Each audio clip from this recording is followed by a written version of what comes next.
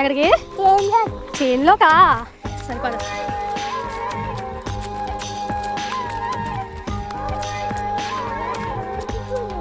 ఏంటమ్మా?